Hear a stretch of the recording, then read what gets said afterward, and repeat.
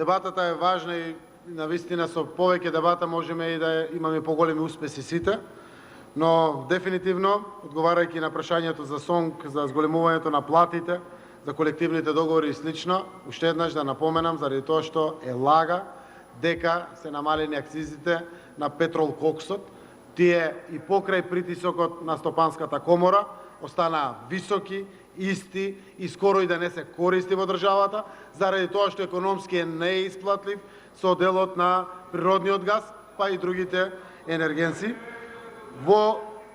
Значи, нема да дозволам секако лага да може да се каже низ граѓаните, заради тоа што тоа предизвикува некогаш и паника, некогаш предизвикува и психолошки проблеми, и тоа не е во ред. Петрол коксот има сериозно висока акциза. Иако коморите и стопанството притискаа многу сериозно, не попуштивме по тоа прашање и им понудивме опции, помош и поддршка за гасификација, за електрификација, за било какви други технологии, кои што ги помагаме и преку фонд за иновации, преку се, само и само да заштитиме екологијата. И имаме и конкретни примери на секој план на тоа. И продолжуваме да се бориме. Можела владата и во поспокојни времења, кога била во минатото, да определи сериозни пари, еве не со 15 милиони евра, конкретни пари како се бориме за заштита на воздухот во државата.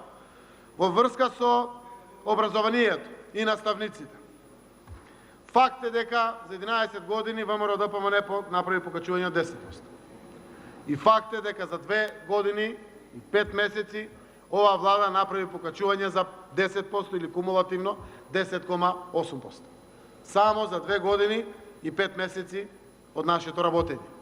Во едни такви околности смогнавме сили, заради тоа што честно ја водиме државата. И има пари во овој буџет. Не се трошат на глупости.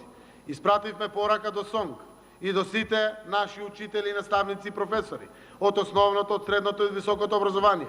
Овде сме и правиме напори да обезбедиме дополнителни пари. Понудивме од април уште 10%. За 2 години и 9 месеци е тоа. Уште 10%. Севкупно 21,4% кумулативно пресметано. Никогаш за толку краток период тоа не било понудено. Во ред, СОНК бара повеќе, СОНК бара порано да почнат, разговарат со министерот Арбер Адеми, верувам низ диалог и ги изнајдат решенијата, но сите ресурси и капацитети кои што ги имаме, ги вложуваме во човечкиот капитал. Заради тоа што и со новиот закон за основно образование, и со дуалното образование, и со стручното средно образование, и со новите закони кои што се во подготовка, веруваме дека наставникот, учителот, професорот мора да биде плюс дополнително мотивиран и со ова ново покачување основното, средното образование ќе ги достигнат над просечната плата, да ја добијат платата. Примерот кој што го извадивте е навистина приправник наставник. По законите се знае дека зима 80%, дека дел од тие пари одат на тој што е менторот натре, тоа се законите. Фул наставник и плата во делот на наставникот, учителот, професорот е навистина кога ќе биде во полн работен однос со неопределено време. Тој впрочем е и неопределено време, додека го прави тренингот на практичната едукација или менторство кое што го има во текот на неговиот процес на вработување. Така да, тоа што досега е понудено, ја поминува платата просечна во образованието, односно најниската плата во образованието да биде поголема од просечната плата во државата. Јас верувам дека ќе се изнајде решение помеѓу наставниците, учителите, професорите, застапени преку СОНК и другите синдикати и министерот за образование. Веќе утре имам состанок и јас заедно со сите нив. Верувам дека ќе изнајдеме решение и тоа е благодарение на тоа што буџетот определи пари и има собствени ресурси, токму од парите на граѓаните, без ниту еден денар задолжување, да може денеска да зборува за повисоки капитации на општите лекари, на матичните, на општите стоматолози, на специјалистите стоматолози, на специјалистите гинеколози, да зборуваме за покачување на платата до 100.000 денари, приход вкупен на специјалистите лекари, да зборуваме за покачување трето поред за 2 години и 5 месеци во образованието, да зборуваме за дополнителна нивелација во културата и подпишување на колективни договори кои што и те како изискуваат финансиски поддршки. Уште во ребалансот ставивме 104 милиони денари, веќе во новиот буџет има 170 милиони денари за повисоки плати во културата и продолжуваме понатаму. администрацијата со последното само покачување од 5% има своја импликација во буџетот за 2020 2 милиарди и 600 милиони денари. И тоа се обезбедени пари. На секаде успеаме да вложуваме во човечкиот фактор и тоа ќе продолжиме така да го работиме.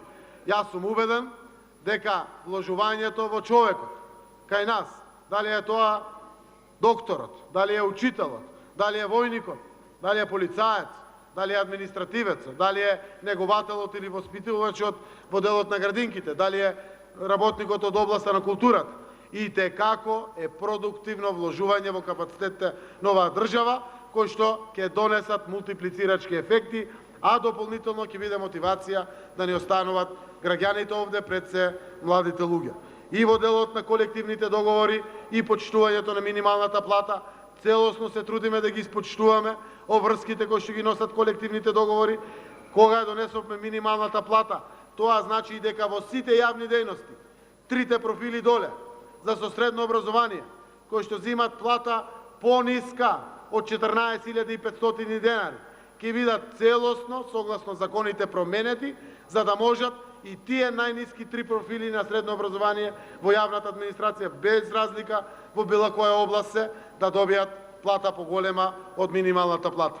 Минималната плата е променета за 5.500 денари во овие 2,5 години, од 9.000 на 14.500, само за 90.000 граѓани кои што постојано земат минимална плата. Тоа е придобивка од 66.000 денари годишно плюс пари. Да не зборуваме дека токму таа е најважната иницијална каписла на подигањето на платите во државата, севкупните плати, заради тоа што отвара спиралата на подигање на платите. Истовремено, најдовме 2 милиарди и 400 милиони денари да ги поттикнеме деловните луѓе, газдите, менаџерите, да ги покачуваат сите плати во државата, на сите 782.000 вработени, да ги покачуваат, ние ќе ги платиме придонесите.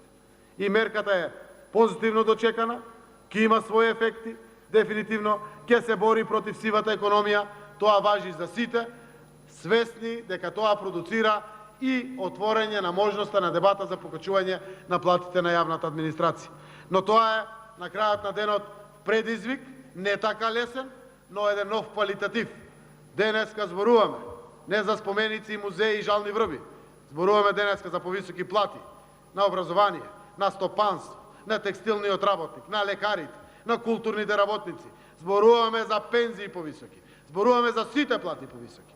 Заради тоа што веруваме во личниот капацитет на оваа држава, изразена преку својот народ, кој што и како влијае на севкупната потрошувачка моќ во нашето стопанство, во нашата економија, и како дава позитивни резултати, кои што носат среќа, благодет и ја помагат дополнително растот и развојот на економијата. Јас сакам и преку вашето пратеничко прашање, вие сте човек од опозицијата, нормално да бидете критички осврнет према власта и преку тоа да створите дополнително внимание према учителот, наставникот, професорот. Мене ми е тоа јасно. Утре во 11 саатот имам состанок со СОНК и со министерот Адеми. Верувам дека ќе изнајдеме одржливи решенија на легитимноста на нивните барања, на севкупните државни капацитети, но едно веќе знаем, 21,4% е дадено. Обеќано е со новите 10%. Дадено. Да видиме кои се моделитетите за тоа што барат од 1 јануари, за тоа што барат повеќе или слично, ќе ги разгледаме утре, но верувам низ диалог ќе постигнеме решение. Ние го почитуваме учителот и наставникот, ги имаме подвладение Социјалдемократскиот сојуз ДУИ и коалиционите партнери, преку 95% од општините гледате дека е слобода, наставниците протестираат слободно, го изразуваат своето мислење, и како политичките партии во минатото покажале дека можат да прават неприкладен, недозволив за демократија и притисок. Го ставаме заради тоа што веруваме дека гласноста, будноста, борбата за своите права е квалитет кој што треба секоја влада, па и оваа влада која што јас ја водам, во многу уште посериозен однос да изнаоѓа ресурси, да наоѓа начини како ќе ги подржи барањата на нашиот народ.